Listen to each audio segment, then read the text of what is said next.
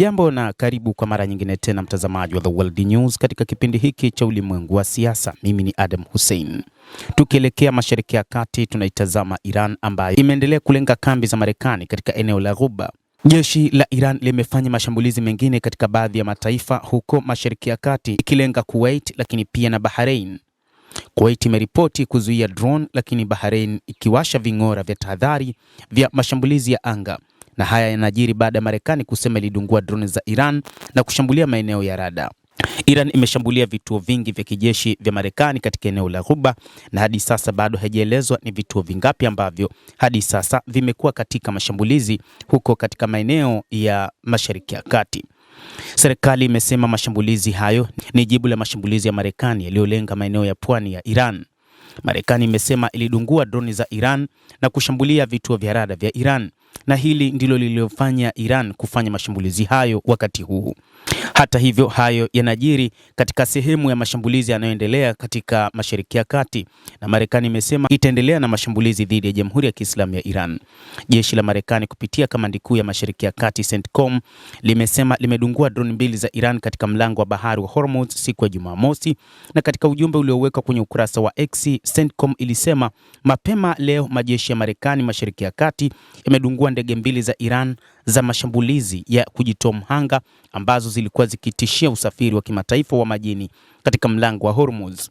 CENTCOM ilisema kuwa majeshi ya Marekani yanaendelea kuwa tayari kujilinda dhidi ya kile ilichokiita uchokozi wa Iran. Tukio hili linajiri wakati Marekani na Iran zikiendelea kushambuliana katika eneo hilo baada ya wiki kadhaa za mazungumzo yasiyokuwa ya moja kwa moja kuhusu sitishaji wa mapigano kushindwa kufikia makubaliano. Hata hivyo, wakati huu rais wa Marekani Donald Trump anaamini huenda wakamaliza vita hivi, lakini moja kati ya jambo ambalo bado ni gumu kwao ni namna ya kuelekea katika mazungumzo hayo. Kuwait hata hivyo imelaani mashambulizi mapya ya Iran. Wizara yake ya mambo ya kigeni imelaani vikali mashambulizi ya mara kwa mara ya Iran dhidi ya eneo lake, ikiwemo shambulizi la hivi punde lililotokea alfajiri ya Jumamosi.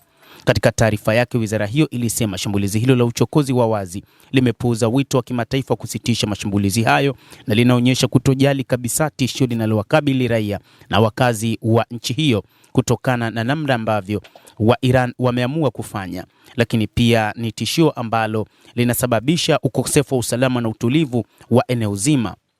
Kuwait imesema mashambulizi haya ni ukiukwaji wa mamlaka wa mipaka ya kimataifa pamoja na kuvunja azimio nambari 2817 la Baraza la Umoja wa Mataifa ambalo limepitishwa mapema mwaka huu, ambalo lilitaka usitishaji wa mashambulizi ya Iran dhidi ya nchi za Ghuba kama ilivyofanya Bahrain, ambayo Kuwait imeeleza mshikamano wake katika taarifa tofauti.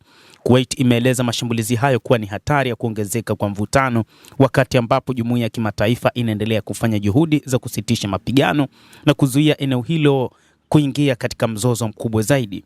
Wizara hiyo haikutoa taarifa yoyote kuhusu uharibifu au majeruhi waliojitokeza kutokana na mashambulizi hayo. Hata hivyo, Iran imesema kwamba haikufanya mashambulizi katika maeneo ya wazi, isipokuwa tu ni katika maeneo ambayo yapo chini ya jeshi la Marekani, hasa vituo vyake vya kijeshi.